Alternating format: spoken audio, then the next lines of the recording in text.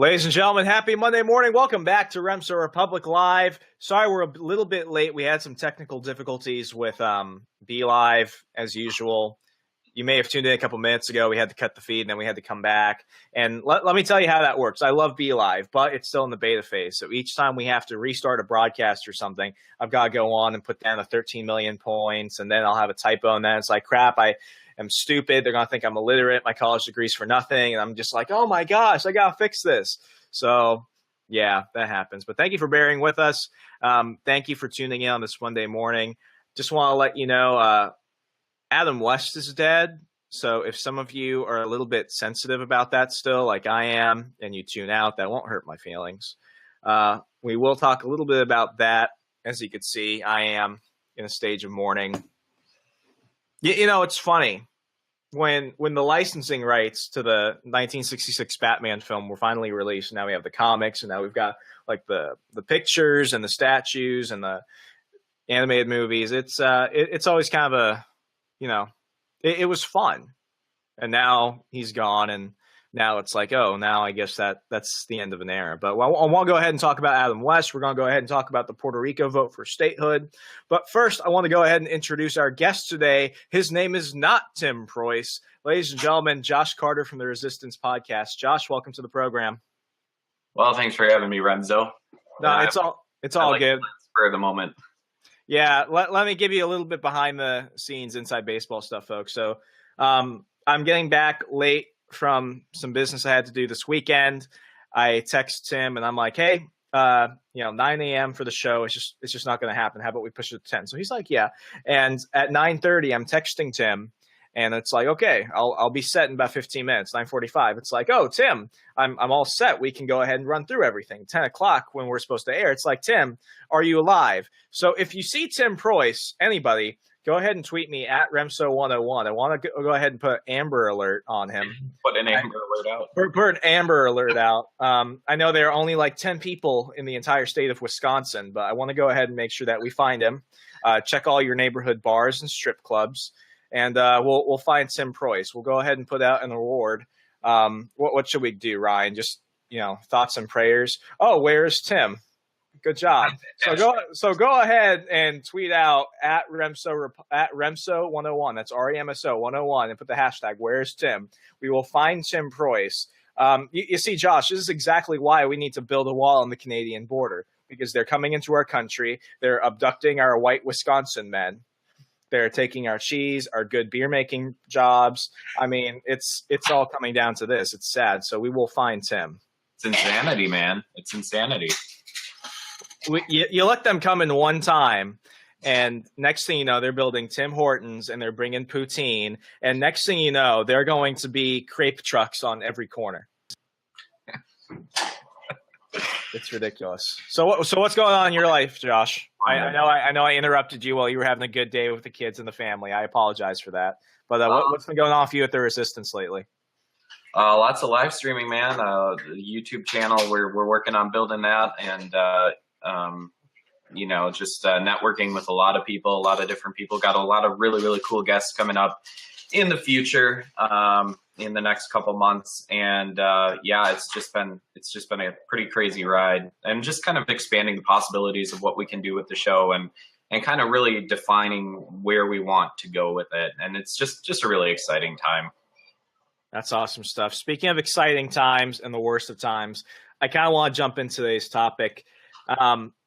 Adam West, by far the guy that helped define the campy superhero genre, the guy that really saved the Batman franchise. He died after a long fight with leukemia at the age of 88 on Friday, and it was finally announced Saturday morning. I don't know about you, Josh, but he's actually my favorite Batman. I mean, people hate him. People love to hate him, or they hate to love him, but it's it really is the end of an era. Did you watch the 66 series at any point in your life?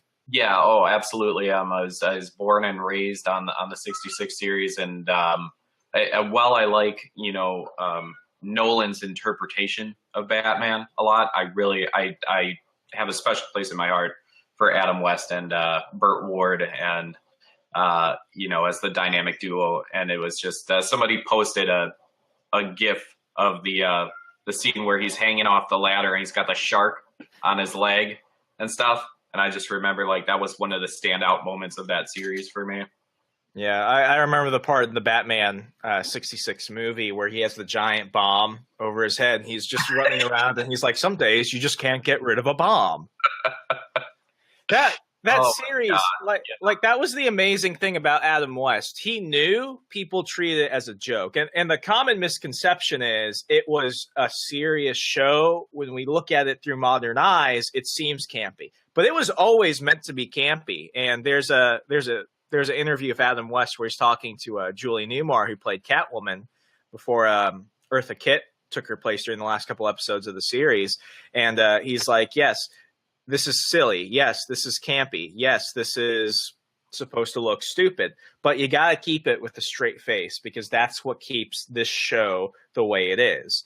And, I mean, he started off as a freaking James Bond knockoff for a Nesquik commercial. And now he's Batman. For people that had been growing up reading the comics from the 30s, 40s, and 50s, to finally see Batman on screen like that, I mean, regardless of the camp, regardless of everything else, he made the character what it was. And even now, like, people don't call him, oh, it was Batman's crazy years, or it was Batman's acid years or something. Now it's Batman's fun years. Because, you know, I love the Christopher Nolan series as well. But with me, I always had I always put Adam West on top because that was the Batman that grew up past his parents' tragedy. That was the Batman that grew up past being the Dark Knight, and now he's the one that is going around saying, kids, make sure you look both ways before crossing the street. And Robin, make sure you use proper nutrition. And remember, we need to be friends with the police department. It was a Batman that grew up. And when I see the gloomy, gritty, dark Batman, I still like that. But that almost seems like a completely different person because it's like he's still reeling from that moment.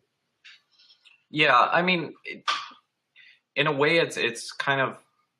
I think I heard online somewhere that like millennials are one of the most nostalgic generations, and so you know there could be that element of it's just so special to us and this like reclaiming of our youth.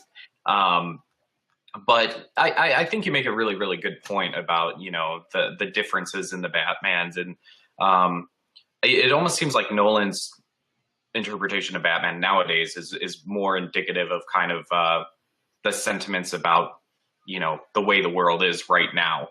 I don't know. I like the optimistic Batman too, though. I like how it counterbalances the dark and gloomy, angsty teen Batman. Yeah. I mean, it's when it came to superheroes and just comic books in general. I mean, when the comic book golden age started off, they were fighting the Nazis. They were fighting the Japanese. So in a sense, comic books were always supposed to be a social reflection of our times. I mean, The Dark Knight Rises really shows that explicitly because around between 2011 and 2013, I can't remember when The Dark Knight Rises came out. That was during the midst of Occupy Wall Street and all those mass shootings going on. And we have a massive distrust for business and government. But while The Dark Knight Rises just showed a reflection of that, with Batman and the Adam West series, they were going through the Cold War. They were going through the death of a president. They were going through very auspicious times. And instead of just being a reflection of that, the show actually showed people what it's like to show something ridiculous while at the same time showing this is good, this is evil. We can laugh during these times. And I think a lot of people feel guilty about actually enjoying themselves these days. When we look at stupid things, when we look at things that are just silly, I think often we feel difficult because as an American people, I think we feel pressured to constantly be worried, constantly pressured to feel paranoid, constantly pressured to be in a state of, oh, what's the current problem now? I mean, that's why I think the fidget spinner is doing more for America than any high school guidance counselor or self-help book right now, because it's just distracting people. But it's not even the distractions. It's just the ability to genuinely be happy, genuinely laugh. And when you go back and look at that Batman series, it really embraced that. there was the Batman animated film that came out a year ago, Batman Return of the Caped Crusaders, and it embraced all the campiness, all the bat puns and bat jokes and bat everything. Do you think there was a time for a place for each of those to take on a different interpretation, or do you think it's, do you think that Batman should reflect the culture, or do you think Batman should just be the hero we need when we need it, in a sense? Well, I mean, I think you're right. I think there is a time and a place to be serious and whatnot, but there's also a time and place to laugh, and sometimes that release, that ability to laugh, despite the seriousness of the world surrounding you, the environment surrounding you, it's physiologically good for you. If you're just stressed and worried all the time, it's bad for you, your health. So there is something, to be said for being able to laugh during a hard period of time. And you made some really good points about how, they had a lot going on then too. I mean, like, there's nothing new under the sun. So they had, the Cold War going on and all that stuff. The threat of mutually assured destruction was, relatively new at the time. So it's, yeah, absolutely. I think it's good to be able to laugh. I think it's good to be able to, get that release during times that are tough. Yeah, and I do think I'm not gonna say it's symbolic, but I do think it is a giant coincidence that Adam West passes away now, as we are finding ways as a country to just kind of like destroy everything, whether we're constantly going after the family, whether we're constantly going after our civil institutions, our religious institutions, whether we're constantly going after our president or something. I think there's just a war on just, the things that used to give us a sense of safety. And for a lot of people, I was talking to somebody at the local comic shop recently, and they're like, yeah, you know what? When you watch the Adam West series, you forget about everything and you just focus on that, and that series can bring everyone together because it's a good, wholesome hero. I love the Marvel films, but honestly, I'm not like, when you look at the Marvel heroes, like Tony Stark was a jerk and an alcoholic, and he was not a nice person, and then an accident happens and he becomes a hero. And then you look at Doctor Strange. He was a jerk, he was rich, he was not a nice person, accident happens, then he becomes a hero.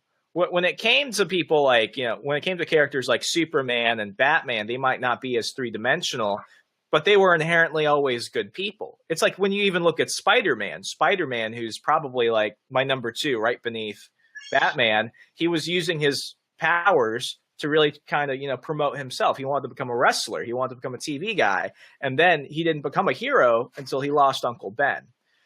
With Batman, the Adam West edition, he was very flat. I mean, he's just very black and white. This is good Robin. This is bad Robin. But in a way, as we're drifting away from that, Adam West passes, and now we have the Ben Affleck Batman. And I think the Ben Affleck Batman is super awesome. I know I'm going to get crap for that. I think Ben Affleck is actually a pretty good Batman, but he's going around branding people. He's using the Batmobile to like crush people and shoot them. He's very vicious and brutal. And I think in a way that's not necessarily like, I think the purpose of heroes should be to show us where we need to go and not simply reflect our inner demons in the struggle. And I understand that there's a time for both, but for Batman, it does kind of worry me in a sense because, I like Man of Steel. I think Man of Steel was a good movie, but I will always admire the Richard Donner Superman because when you watch it, it's like, wow, that's Superman. That's someone that really cares about people. That's someone that is actually being heroic and sacrificial. Man of Steel Superman is not like that. Yeah, he saves people, but he'll go ahead and destroy Smallville fighting a couple Kryptonian bad guys, and then he'll go ahead and destroy Metropolis. And it's just like constantly like, what is there any like human part of him still left? And that's sad too, because Superman's supposed to be, the all-American superhero. And now it's like, well, he'll just go ahead and vaporize a bunch of people if he has to. Yeah, I feel like in a way, in a sense, like where you're like asking if there's any human aspects to them, I feel like in a way they're trying to almost make, because this is kind of like the era of the anti-hero, right? And I feel like in a way they're kind of like trying to make them almost like too human, too conflicted, rather than, emphasizing the super in superhero, right? Because I mean, a lot of these superheroes, yeah, they have their backstories where they had like drama or things like that, but they kind of transcended that. Whoa, hello. Well, 1 second. Already up in the air. And they kind of transcended this, and they became something more. They became this ideal to aspire to, and now you're not seeing that as much anymore. You're seeing like kind of the scummy ones being elevated and being championed as the heroes now. So I think it's definitely a passing of an era. There's definitely a lack of optimism in our cinema and ideals of what heroes are now. I'm sorry. I heard everything you said. I apologize for my cat Harper deciding to, make a cameo appearance. But you know what's funny, and I'll have this kind of be like an off topic thing. When we first got Harper, the calico, we just started the podcast. So if you listen to the mini-sodes, one of the reasons why we have music going throughout the entire 2-3 minute mini-sodes we do is because she used to sit on my lap, and I had an old blue snowball microphone where it picks up all the background noise. So she was just a kitten. She'd sit on my lap, and then she'd breathe into the microphone. So you'll hear me talking. Next thing you'll hear. So yeah, I'd like to say that Harper was my co-host for a while, and she decided to come by. But I'm a little bit disappointed that she was not wearing a Batman mask or cape or some sort of tribute. We gotta fix that. I want to get a Batman cape on her, but I've got a giant black cat who we call Batman sometimes. My cat Wolf, because he's giant and furry, and I don't think he's here. He was in the studio causing a lot of ruckus earlier, knocking things over. He's not very sly like Batman, but yeah, I'll have to go ahead and correct that giant, grave illness of justice right there. But what were we talking about? Yes, completely agree. Do you think we'll ever see anything like Batman again? Because it seems like even when we do have like satirical like characters, I mean, Archer is obviously a satire of James Bond, but even though Archer is the hero of the series, Archer is essentially kind of a sociopath. He's a womanizer. He abuses his friends. He abuses everyone. He's absolutely egomaniacal. That's the closest thing to like an Adam West style satire you're going to get. But then again, I can't sit down with like my small 9-11-year-old cousins and say, hey, let's watch this. It's a reflection of my childhood, like how it was for a lot of older people watching the Adam West Batman with their kids. I don't think we could really pass that around. And even then, and I'm not a parent, but if I were a parent, I'd probably think twice about taking my kids to go see Batman versus Superman, because there are some very adult things in there, and they're not going to really be able to fully comprehend why are these two heroes who are supposed to be super friends fighting each other. So it seems like superheroes are drifting away from that in a sense. And we're seeing it even with the Marvel films. The Marvel films, while they're very campy and stuff, I do understand some of the more conservative objections to say, hey, let's go ahead and take them to go see Iron Man 3 and stuff like that. I'm not saying I agree with it. I don't. But I understand it now. I think that era of the campy, just this is what a superhero is. It's fun. It's lighthearted. I think that's gone in a sense. And I'm worried it might never come back. I think life tends to work in cycles. So, like, if you examine cultures over a period of time, they tend to go in a cultural cycle, a life cycle of a culture. And I think that people function in much the same way. So, where you see, the absence of laughter, campiness, being able to make light of serious times, and getting into more of the gritty, dark, disturbing sometimes elements in storytelling. I think you'll see the laughter come back. I think it's just part of a cycle right now, and what people are consuming right now is more along the lines of what we see in prevalent media. But I think you'll see that come back around full circle when people finally because you can't stay in the dark for so long. You can't stay consuming this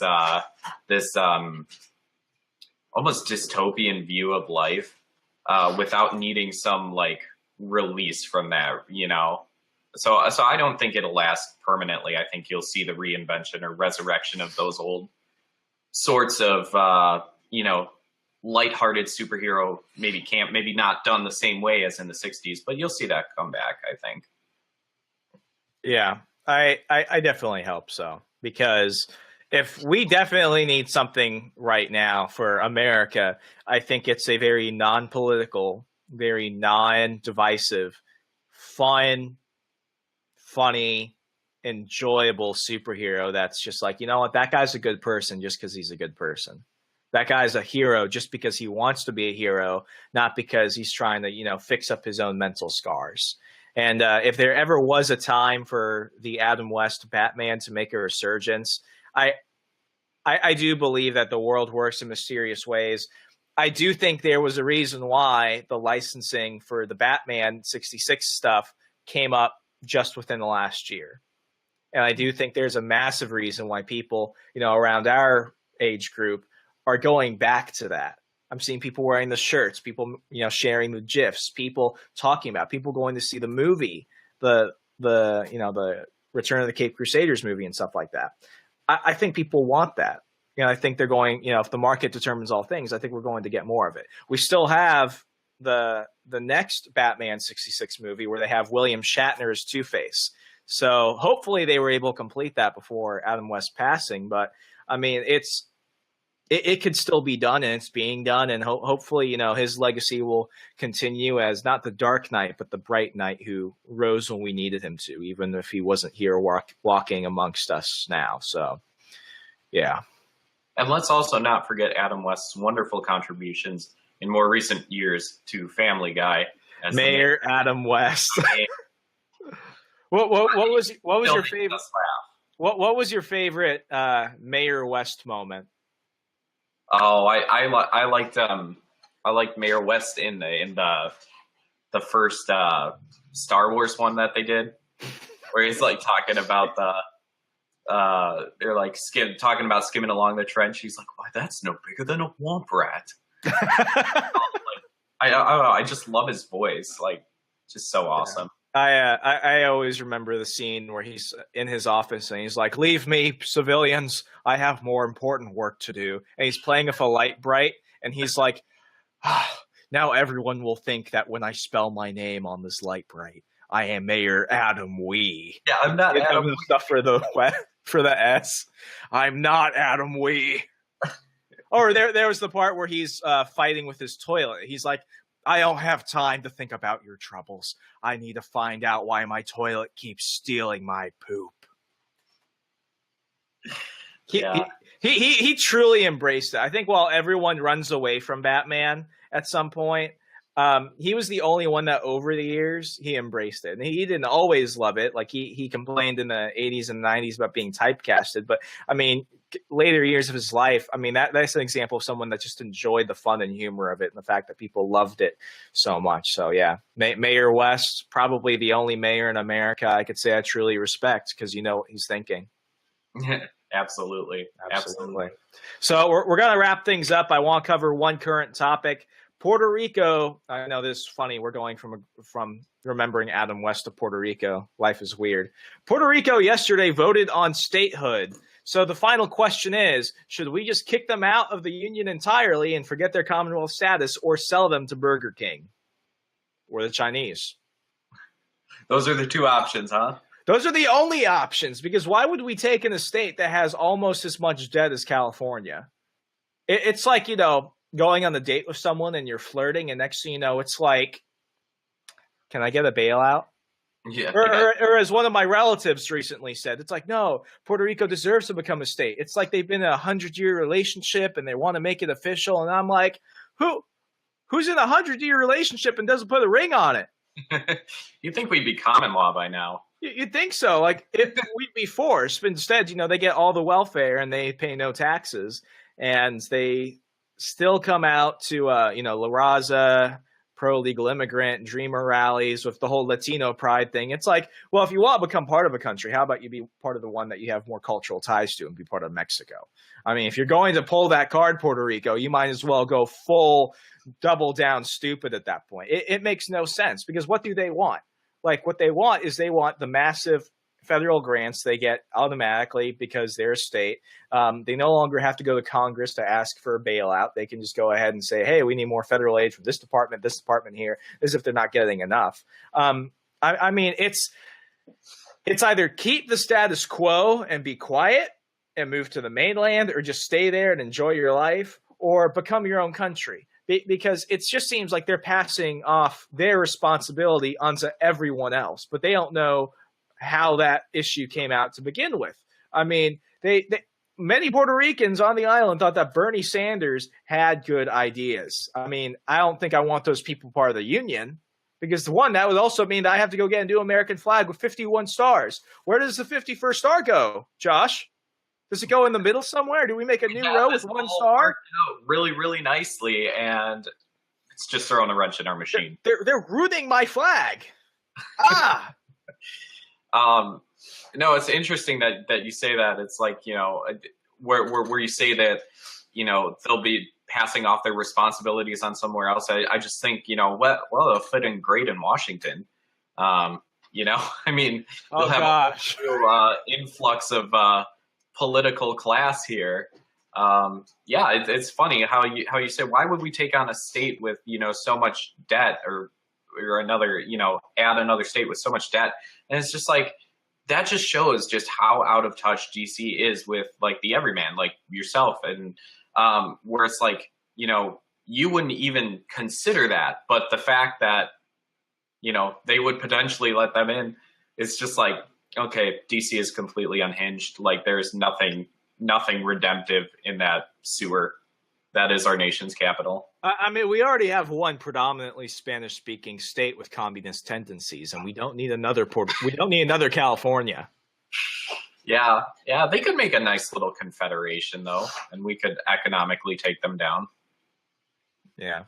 It was ridiculous, and I've been fighting this for years. My dad is from San Juan, and growing up, I'll get I thought Puerto Rico was part of Mexico, and it's like, is Puerto Rico its own country? And when my last semester at Liberty University, they had a global emphasis week, and in convocation, they have people with all the flags of the world coming down, and out of nowhere, I see the Puerto Rican flag, and I'm like, Puerto Rico is not a country.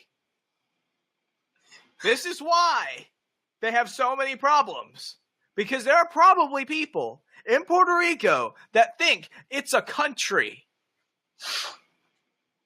Yeah. We don't get this from Guam. We don't get this from America Samoa.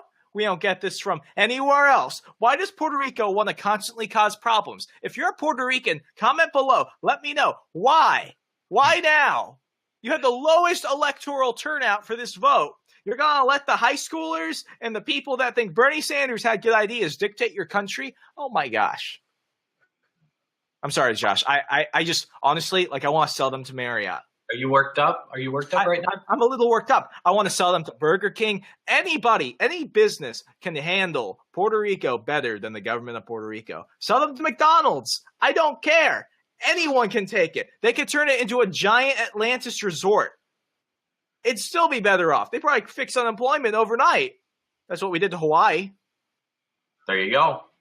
I hear everything's insanely expensive in Hawaii, though. Or just an island in general, I guess. It is pretty insane, especially on Oahu. But I remember, I've got a great aunt in Honolulu, and back in 2004. Wow, we're going way back. The last time I went to Hawaii, the only time I went to Hawaii, they're big on PBS for some reason. They're big on public access. And there's this woman, I think her name's the Angry Hawaiian Woman. And she basically does a 3-hour-long show in the mornings. And she basically goes off ranting, talking about how Hawaii can be its own country and how, it's the white colonial superpowers that are constantly, increasing the crime rate and everything else. And the more I think about that, it's like, wait a second. You mean all she wants is for us to leave and I never have to hear or see about the problems of Hawaii again? It's not that I don't have compassion for the people of Hawaii, but that's less debt we have to deal with if we could just let them go take care of themselves. If Puerto Rico wants to do the same, if California wants to leave the country, Like, I'm all about evicting people that don't make things work out. I know that sounds very elitist, that sounds very jerkish, but honestly, like, seriously, when was the last time California did something good for us? Because last I checked, all their cool businesses are moving to Texas. Yeah, yeah. Actually, I heard a really, really interesting, now that you mentioned it, the Puerto Rico thing, I was thinking about it, and I heard a really interesting analysis of the Puerto Rican debt crisis by my friend Jen Briney over at Congressional Dish. And it's a really interesting listen. If I won't go into the entire episode here or anything like that, but she studied it for a while, and she's doing a great job over at her show and all that stuff. So very interesting listen. Ryan, let's go ahead and bring up one of the comments. Let's look at the one from Vahid. Is it that? Okay. How is it that Hawaii is better off than Puerto Rico? Honestly, I don't know. I'm ranting. My biggest thing, dude, I just don't want to deal with that right now, okay? We've got so much actual stuff dealing with. Adam West just died. I'm not ready for a new state-like relationship with Puerto Rico. And frankly, if I could get rid of America's weird wannabe ex-girlfriends, California, I think we'd be better in the process. If I ever run for office, Josh, this is gonna be a commercial they air. Remso Martinez wants to get rid of California and Puerto Rico. Well, I understand. A long-term relationship with Adam West. It's not a good idea to rush a new deal now. I mean, how can I be held responsible for things? Obviously, I'm mourning. I mean, life is strange. Anyway, Josh, we've got to wrap up the show. If people want to check out the Resistance podcast and everything you do, how could they do so? You can check us out at resistancepodcast.com. I'm also on YouTube, and if you want to subscribe to the YouTube channel, you get access to the live streams. We've got a whole bunch of them coming up. I'm on Google Play, iTunes, and Stitcher podcast apps. And you can find me on social media, Facebook, Twitter, minds.com, and Instagram now. Instagram. Oh, we're moving up in the world. I don't even have Instagram. Well, most of the cool kids were on Instagram then. We got to get you on then. I feel like the moment I get on, people will stop using Instagram. It's like that South Park episode of the Chimpokomons. It's like Kyle, the Jewish character, is like, hey, guys, I just got a G.I. Ken or something. And they're like, oh, G.I. Ken is so 2 days ago. It's all about Chimpokomon. And the moment he gets into it, he's about to go like bomb Pearl Harbor. They're like, man, we're just not into it anymore. And he's like, but I just spent all this money and I just learned all this stuff. And they're like, yeah, whatever. Yeah. Every time I add or I adopt a new social media platform, it's like, making a decision to buy a new car. Like I'm so Reddit. Some people, like, they have accounts on like everything. Me, I'm just like, well, I'll think about this, and maybe it'll be a good move, and I have to have a particular strategy for it. So, I didn't even have a Twitter account until FreedomWorks made me get one. I mean, what does that say? It was 2015. I love Twitter. It's like a great platform for snarky comments and emoting through GIFs and all that stuff. So I'm convinced half my followers on Twitter are like, Instagram hookers and strippers, because I'll get someone retweeting my stuff. I'm like, how would this person want it? And then you click on their profile. And it's like, do you want to see me do this? And it's like, whoa, whoa, did not for that. I did not want to go there. No.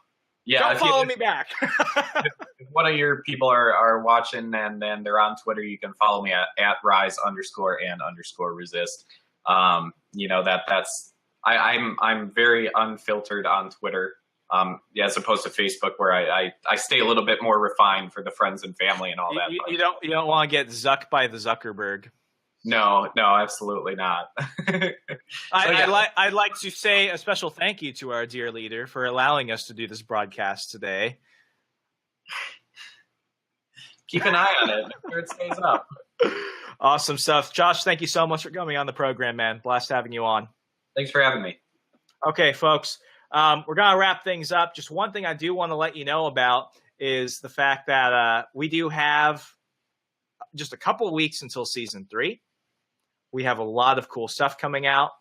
If you're part of our Patreon program, you know that we have a potential spinoff going on. I announced the idea that we're doing a spinoff, but unless you're part of the Patreon program for $2 a month, just $2 a month, you throw that away in pocket change, you know a little bit more about our spinoff.